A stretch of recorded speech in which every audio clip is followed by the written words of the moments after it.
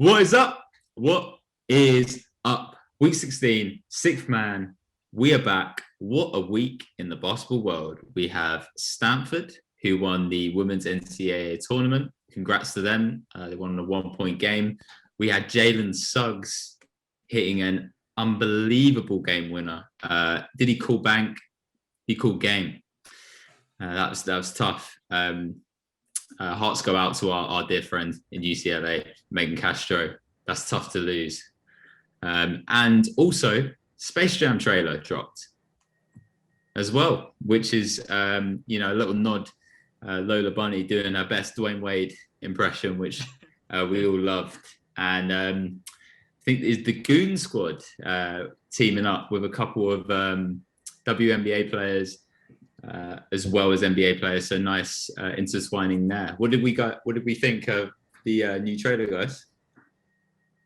I loved it, man. Like, I am so hyped for this movie. I'm so excited. I don't care if it's... Huh? Jordan, I was just going to say, we do have somebody in the ranks that actually doesn't watch movie trailers because they do spoil. So I do get that point. But yeah, continue, Jordan. Yeah, it's got me so hyped. I don't care if people saying, oh, it's just nostalgia, it's going to be a terrible movie and all that. I've been waiting for this movie since it's been announced. Nothing can throw me off. I'm going all in, 3D, premiere seating, large popcorn. Of course, when everything's open and if cinemas open again, which, yeah, COVID, but still. I can imagine. Why are you buying the popcorn? I can imagine Jordan also buying the seats around him as well, so there's no one else in his vicinity. It's just Jordan, exactly. And just got all this space around him that he can just do what he wants. And did I say 3D as well? 3D's in there as well. I'm not with 3D, man. I hate 3D. I think it's such a rip-off. I reckon it'd look good in 3D because it's like a nice, colourful film. It's like cartoony. I reckon it'd probably look good. Like it's the dark, like horrible films that you want to stay away from with 3D. Yeah. Well, exciting stuff, and that comes out in a couple of months. So exciting to see how that turns out. See if how it compares to the original. Right, let's get on with the two divisions. I flipped it around this time in terms of these two. So we're going to talk about the Pacific first. There has been a lot going on since we last spoke about these teams. But I'm going to start off with the team with the best record this week, and that is the scorching Phoenix Suns. As always, they're on fire. 3-0 this week, 34-14. The overall record. We're going to head to the man who doesn't watch trailers, but he has been watching the Suns. Jay Well. I don't watch trailers to films that I already know I'm going to go see. I don't need convincing, so. I 100% second that. 100% second that. Thank you very much. Suns, man. You shouted out the record. They've won 9 in their last 10 on a 5-game winning streak as well. So, maintaining that heat from the last time that we spoke. Played my beloved Hawks. Devin Booker, I got 21, and Dario got 20 off the bench. 2 highlight guys in that game. Bulls game, Booker got 45 on 70% shooting. That's amazing because he's not been super efficient this year. So it's lovely to see him turn up on that side of things. Chris Paul, casual 19 and 14. Thank you very much, Bray. And then OKC game, I got Devin Booker, another 30-plus point game with 32. Joe Crowder's been hot as well. Just want to shout him out because he had a little bit of a lull midway through the season, but he's back gunning, which in the lead up to the playoffs, which is very exciting. They're 5th in NBA defensive efficiency and 7th in offensive efficiency. Nice little top 10 combo on both sides of the floor to prove why they have the record that they have at this point in the season. In the Bulls game, you shouted out CP3. He's got 19 points, 3 rebounds, 14 assists, but he only has 1 turnover. And that is so impressive. I get more turnovers on 2K, just to put that in perspective. Well, jeez, like, who can blame you, man? I'm only on All-Star, but I appreciate it. It's I'm not there yet. No. You spoke about Jay Crowder. He's Yeah. obviously another guy who's a role player. Another player I wanted to bring up is a guy called Torrey Craig. So he was with Denver, but was in a crowded wing rotation.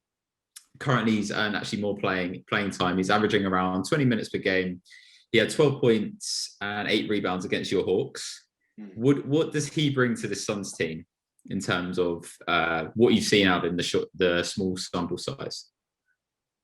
Well, he brings an element of physicality to them as well. I mean, I think that, Chris Paul and Devin Booker, they're very sort of like fadeaway type players in the mid-range to get their shots, whereas he's a bit more of a bang-bang guy, which is nice to have. You want that physicality side of things when you're going into the playoffs.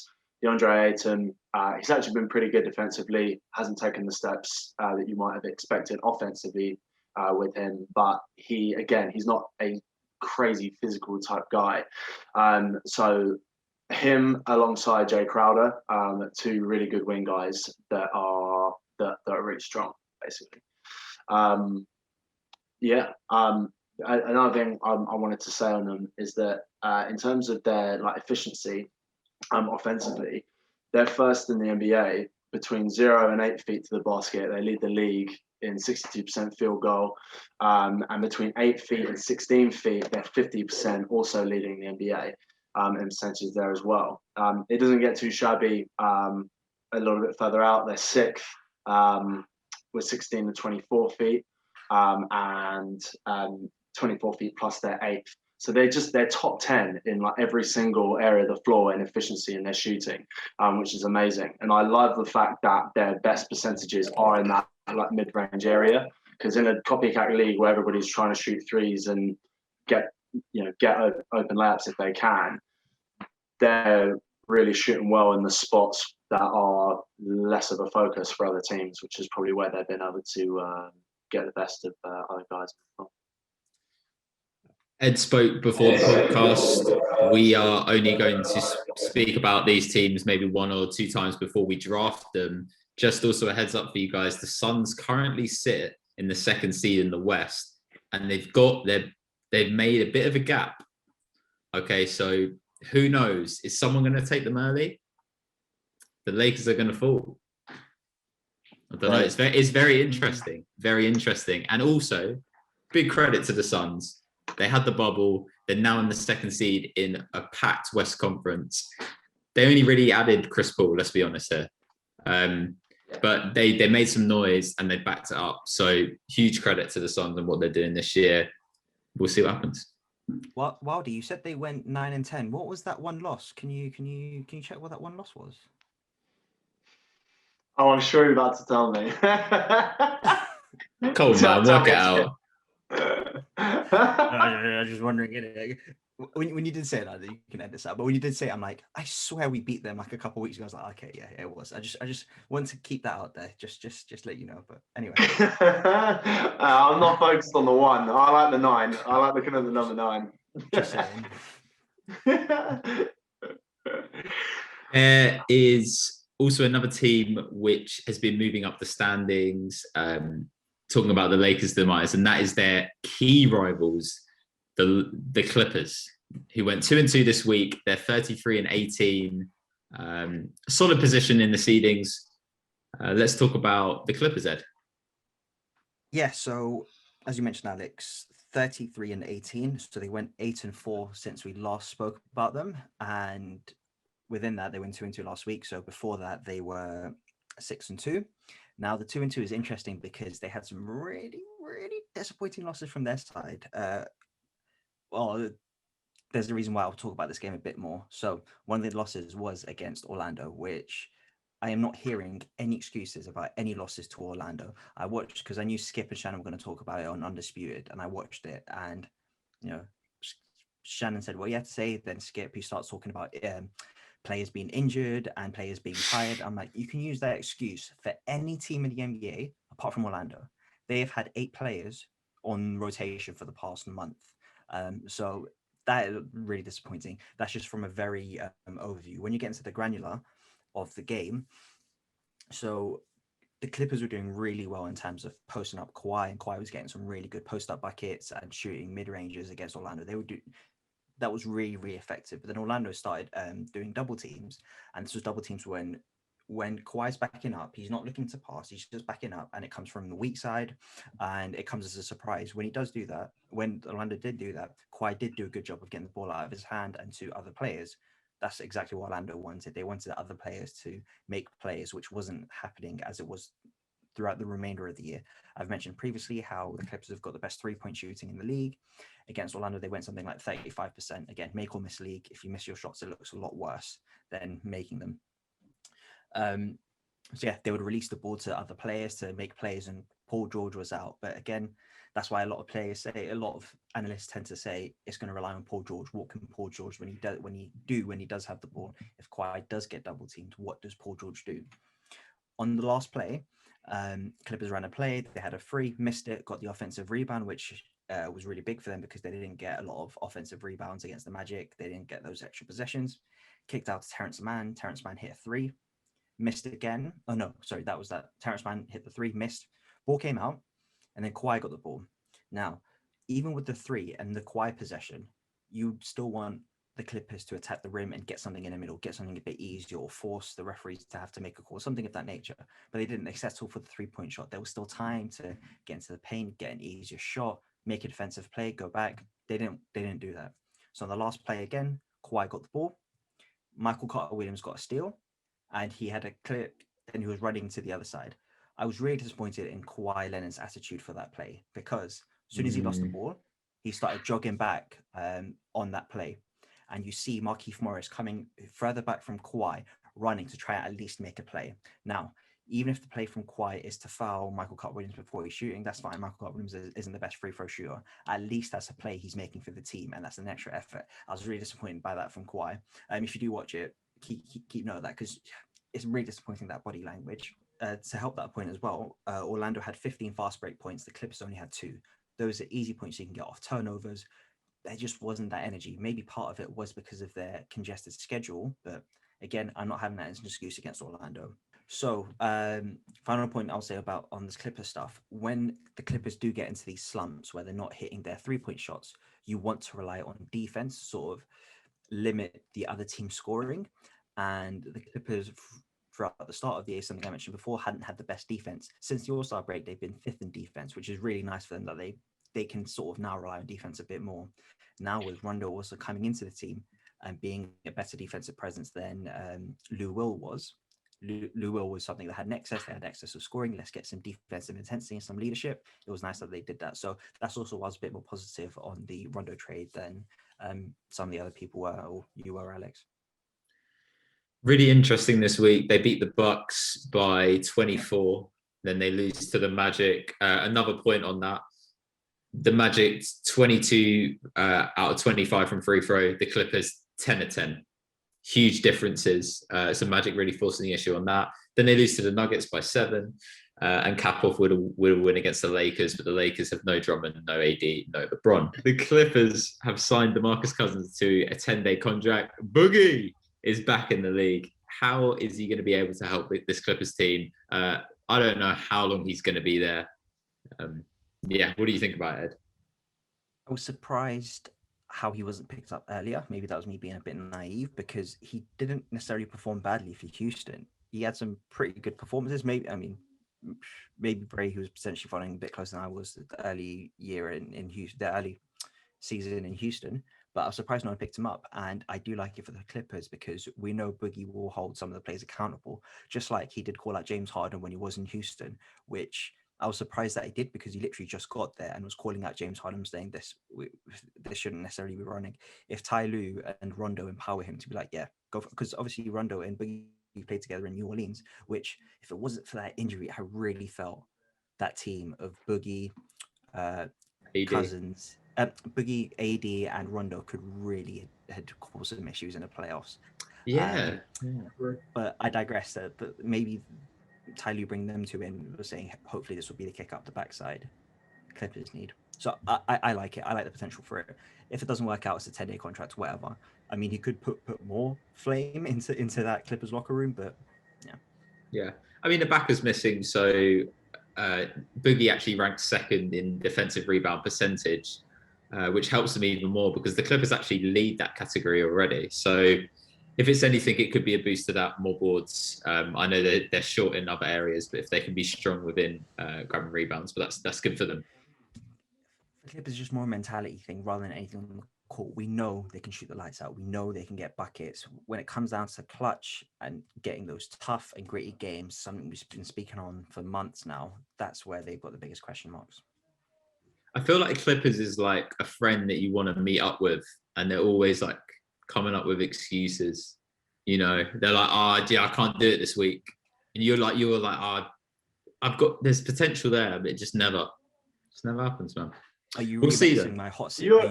Are you remixing my hot sisters analogy? Nah, the hot sister. Well, great transition here because the hot sister, it's looking kind of flat right now, George. The Lakers 1 and 2 this week. They've been derailed by injuries and they are flying down those standings massively, and all when you're about to overtake Ed at the number 1 seed. He's gone blackout. He might be pissed. But how are you feeling about the Lakers, George? Yeah, flying. That's a nice way to put it nicely. I would say just straight up falling. At this point, it feels like someone's cut my parachute and Lakers are falling. Like it's been a struggle. It really has. So this week they've gone 1 and 2. In the last 10 games, they've gone 4 and 6. So like the fall is coming, like you're saying. The LeBron and Anthony Davis's absence is being felt, and you can see that all the way through. So their past couple of games, they've had a game against the Clippers, obviously, which they lost. That was waxed. That was a struggle, a real struggle to watch. Let's not be light here, George. They got absolutely destroyed. Oh yeah, I mean, yeah, they did. And Kuzma tried to, take out Kawhi in the game just to help them a bit, but that didn't work out well.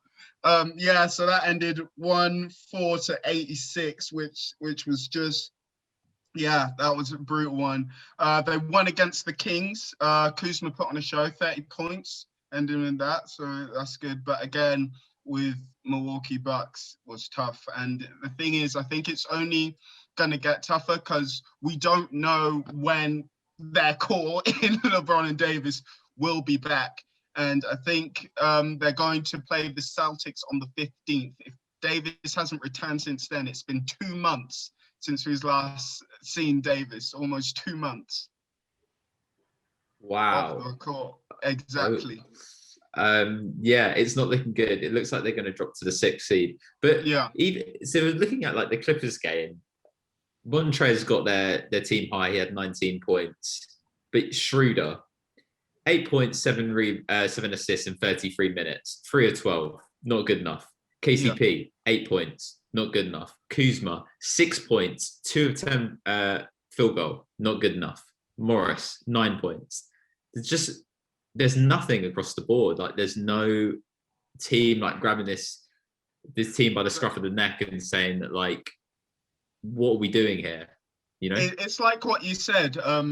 They just don't have enough in what you previously said, and I think it's with teams which are built around those stars. Those other players can be like, "Oh, we got it good. We can just sit back, let them take us." And then if that player goes down, they're like, "Oh, we got to play." Can you remember how to dribble the ball? Yeah, I think so. I mean, I mainly just passed it to LeBron, but I can try. Do you know what else is so funny, George? It's not like LeBron can trade them as well. He's stuck. He's not calling the GM. He's not the GM.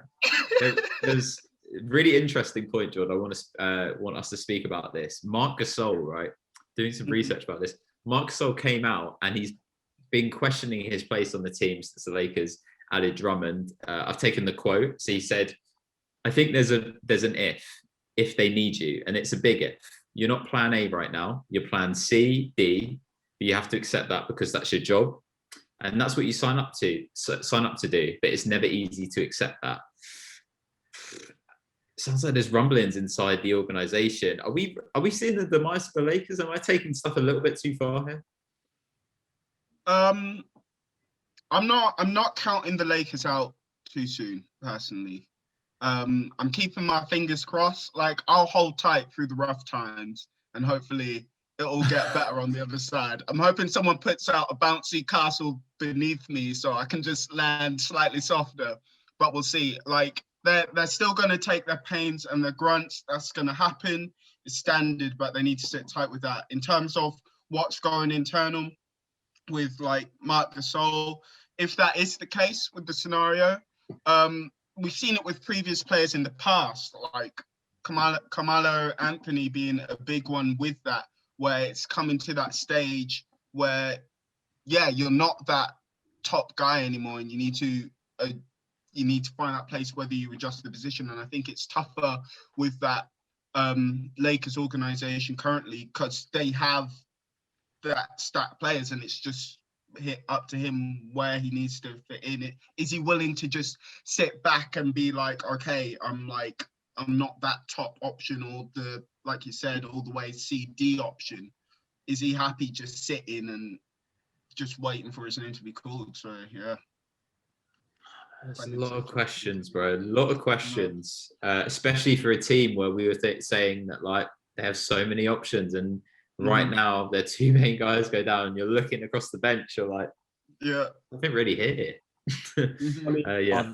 And it's like that meme which I showed where Steph Curry was looking at Lakers bench. I think it's the other way around now. I mean, like, honestly, injuries aside, this might just be the LeBron experience, though, this uncertainty. Look how they've built their team. There's no, like, people who've been there for ages. There's no chemistry. It's all just come together magically. And it's great when you're winning, but when people get injured and you're not, what happens then? That's what I'm saying. Once that's out, it's tough, man. Are we seeing the Lakers fall into the second round of our playoff draft? Oh, absolutely not. Is there I even don't know, man. I don't know. I don't think they're going to be a top. I don't think they're going to be a top 4 seed. Pending injury, though, obviously, like, look, if Davis doesn't return until the last week of the season, if LeBron doesn't come back until the last week of the season, I'd be concerned. If they can come back in any point in the next 2 to 3 weeks, gives them enough run time to get back into the swing of things. Because if those two guys are even at 80%, I fancy them in a first round playoff series. And if they get, I think it could be one of those ones where it's more difficult at the start, and then they're absolutely demolishing people by the end. Is it out of the question to say that they might even slip below the 6th seed and therefore be in the play-in tournament? Just looking at I don't know, man. I don't think they can. I think LeBron's in his hybrid chamber. He's ready to come back. You know, I think he's grinding away. He's got his magic, hasn't he?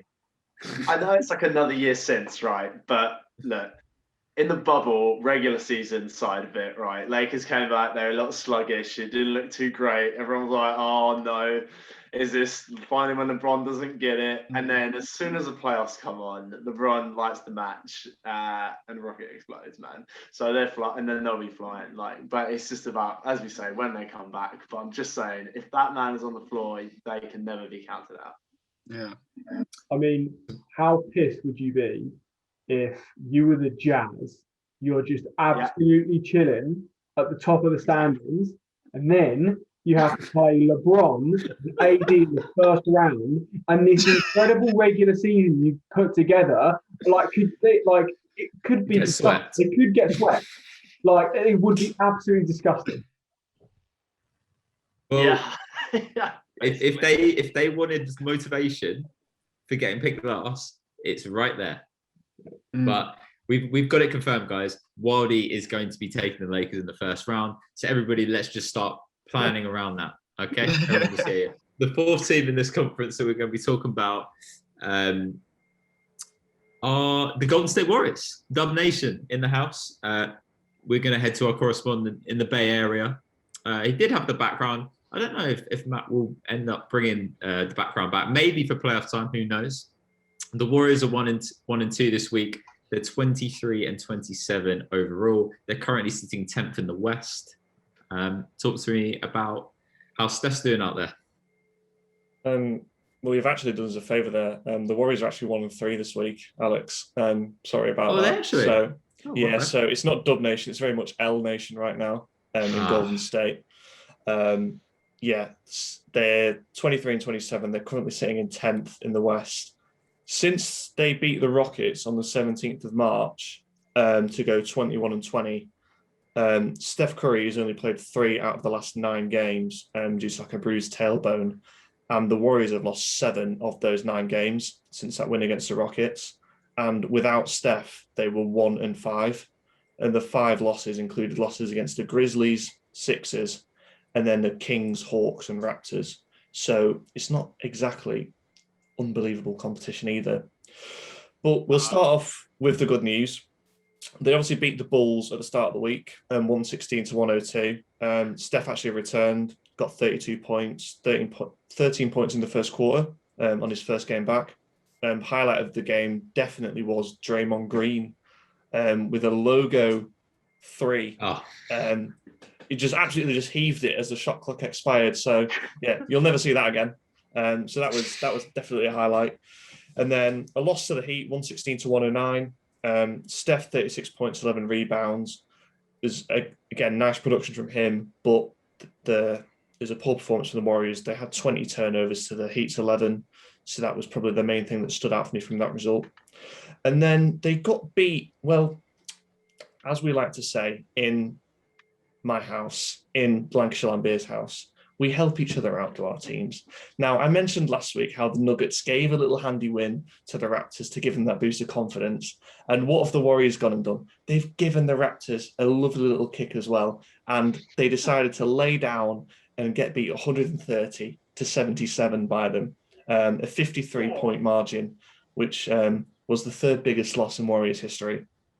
The good thing is that I'm actually speaking about the Raptors in the second part. So you'll get twice of the facts from me today about this game. So what I'll come with is the negatives on the Warriors side and then the positives when I talk about the Raptors later. So Warriors, no Steph and Draymond for this game, which meant they started with Juan Toscano-Anderson in place of Draymond Green at power forward. He played 12 minutes, recorded 0 points, 1 rebound, 1 assist, 2 turnovers, and 3 personal fouls, and finished with -20 on the box score. Kelly Oubre and Andrew Wiggins both had -37, and Oubre actually only managed to play 19 minutes. So to get -37 in 19 minutes is fair play to that. That's impressive. So yeah, this was the 3rd biggest loss in Warriors history. They trailed by 61 points at one point in the 4th quarter. It's only the 3rd time in the last 25 years that a team has trailed by more than 60 points in a game. So very impressive defeat. And then they go and get beat again by the Hawks, 117 to 111, which is actually a much more reasonable scoreline to lose by. Yeah, the Raptors loss, the 53-point loss, is something that I want to pick out. But we're going to spin it on this head and we're going to make it a bit more personal. Matt, I wouldn't, it's a humiliating moment for the Warriors. I want you to talk about your most humiliating moment in your life, just in general. If you need an example, I can give you a moment from me. Yeah? Would you like to hear it? Let's hear it. My card was declined when I was trying to have a Boots meal deal, which showed you how much money I had left in my bank account. Boots meal deal is, I think it's just under £4. Those are rough times. Those are yeah. That was awful. You didn't have a check-ins and the savings, and it just didn't go through. Oh no, I just didn't. The way my bank account is set up, I just didn't. Yeah. Oh no, it wasn't good. And also, I was with someone, maybe trying to impress them. No. Oh dear. Were you buying the meal deal for yourself or for them? That's the question. Thankfully, it was me. I got it. Oh no, I don't. Take it back. Oh no, I'm not that hungry. Is it one of those ones where you're about to get robbed, and then the person robbing you decides to give you money instead? You're like, oh, bro, here. You need to warn me. It's okay. Yeah. Matt, have you got any good humiliating stories? Any bad stories? I said we'll keep it on the world of sport, just Okay. because we could go down a very dark path if we actually keep it to, yeah, we spent half an hour on this subject. I think we need to go. Yeah, I think we need to keep it to the world of sport. I remember vividly a football game in which we were against top of the league, and they were our arch rivals, and they would always beat us every game because they had all these academy players that would all be playing for like Man United, Liverpool, etc. And it was a top of the table clash, and we were 1-0 up at half time, and it was such an achievement to be 1-0 up. And then unfortunately I scored an own goal to make it 1-1, and then we went on to lose the game 7-1. So I opened the floodgates, unfortunately. So that was humiliating, I'd say. Oh man. Damn. Were you playing in defence? Yeah, I was a centre back. Yeah. Oh, that's even worse. He's That's Lancashire's answer to Harry Maguire. Yeah, well, that's rough, man. At least your card didn't get bounced, so you're all good. All right, let's close out this division with the Sacramento Kings, which I know Bray, he loves to talk about this team. He is so excited. You know, he's always texting me, and he's like, "When are we next talking about the Kings?" I'm like, "Just wait, you get your chance." 1-3 this week. The 1-3 this week. They're 22 and 28 overall. They're 12th in the West. Maybe they should have collaborated with the Suns because they probably would have won some more games. But they've been on a good stretch this recently, Bray. So I will give them their respect. Bray, talk about the Kings. Yeah, it's good that you mentioned that at the end to save it. I was going to have to come in and be like, if we talked about them last week, I would have been well pumped because since we last spoke about them, they are 7-5. They're positive, you know. It's not amazing, but this is the Kings we're talking about. You know, obviously they are the worst half of the Sun Kings dynasty. And yeah, 22 and 28, as you mentioned, a 12 seed. Interestingly, they are only one game behind the Warriors for the 10 seed. So it is in spitting distance, which is, I think I've probably said before, the peak of this team, which is excellent. Unfortunately, they, you know, while they could be closer, because this week they're now on a 3-game losing streak. It's like they're so. We had this with the Hawks.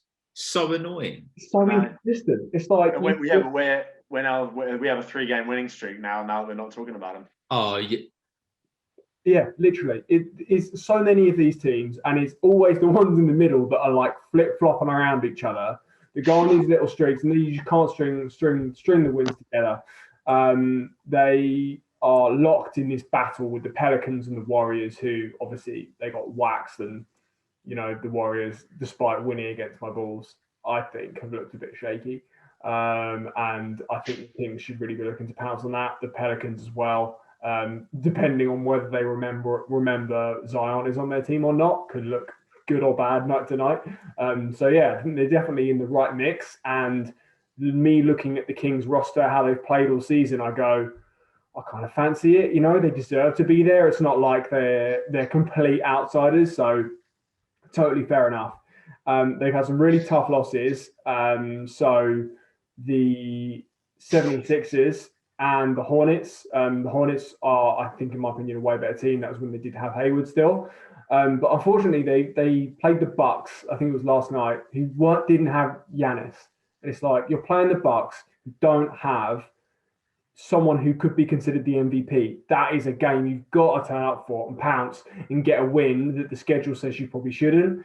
And then they had another one against the Lakers, no LeBron and AD. How on earth are you not winning that? Like that's another one. They're a team you should, like this. The schedule says you're not going to beat the Lakers, but now you've got a chance to pounce on them. You really have to. And the same thing. Someone they're locked in, kind of they're a bit below the Spurs. It's if you beat the Spurs, you get that much closer to them. Like they split the season series. If they'd taken both games, they would have been in such good position. But it's just consistency, really. I think. And the good news, obviously, I said last week, if we talked about them last week, De'Aaron Fox was the Western Conference Player of the Week when they went 4-0, and he averaged 37, 3.5 rebounds, 5.5 assists, and 2 steals on 64, 37, and 82% splits. Like, man is balling. He's been really, really good. His outside shot has come, and it's basically allowed him to just get to the paint at will because people can't set off anymore. And he is deceptively fast. Got a great nickname as well. Love his nickname, Swiper Fox. Love that. Yeah, the Kings are so annoying. It's like the kid that they want your attention, and they're doing really well. They're doing something good, and you come over to see how they're doing, and they haven't built anything. The sandcastle isn't made. You're like, oh, great. Yeah, I don't know what's up with that. I don't know, but I'm trying to throw out there. Alex is just thinking about kids on the beach. I don't know what the fuck is mean. Oh, listen, you said it. You don't get yourself fired, Ed. You said it. But that's don't get fired moment. Don't get fired. Anyway, Did you get? Don't get divorced. The episode where the 6th man gets cancelled. Definitely doesn't get renewed. You're talking about Fox. The guy that plays us alongside Fox in the lineup right now is Tyrese Halliburton, and with LaMelo injured, Halliburton has actually moved up to #1 spot on the rookie ladder for Rookie of the Year. He's averaging 13 points per game, 3 rebounds per game, and 5 assists. Is he your new pick for Rookie of the Year, Bray? Absolutely. One, because it's an opportunity for me to be a homer, obviously. And second of all, he is, in this time that he's been in the starting lineup, they have just been a much better team, even with this kind of weird hodgepodge 3-guard thing. It's not a great fit, but they're still making it work. And that's testament to him as a player. He knows how to win. And his main rival, obviously Anthony Edwards, is averaging 17, 4, and 2 over in Minnesota. So relatively similar. However, you look at their shooting splits, Halliburton is 48% from the field, 42% from 3, and 87% from behind the line. And Edwards is 39% from the field, 31% from 3, and 78% from the free throw line. And it's like 10%. He's just not an efficient player. And then obviously the other thing you look at is his team has 10 more wins. Like 10, it's not like 2 more wins, it's 10 more wins. It's a big difference. So for me, he is far and away the best guy. I don't think it's close. And I think you will continue to see Edwards' numbers rise because he is getting an insane amount of playing time and an insane amount of shots. So you're going to see Edwards maybe get up to 18, maybe get up to 20 points, but expect to see those shooting splits very low because it's not efficient what he's doing. And Halliburton, I think, especially if the Kings can put together a run, should be the runaway Rookie of the Year. Could not agree with you more, Bray. 100%. Anthony Edwards, apparently I've heard, he is only second behind Bradley Beal in shots attempted. I'm not having it. The team sucks. They're literally just trying to force him to get Rookie of the Year. They're doing a Michael Carter Williams. We did that. It's not good, bro. We won 10 games. Anyway. Okay. I've got a question though. Do you think, who's the better Rookie of the Year then? Assuming Halliburton gets it. Would it be Halliburton this year, or would it be Malcolm Brogdon when he won because Embiid was injured?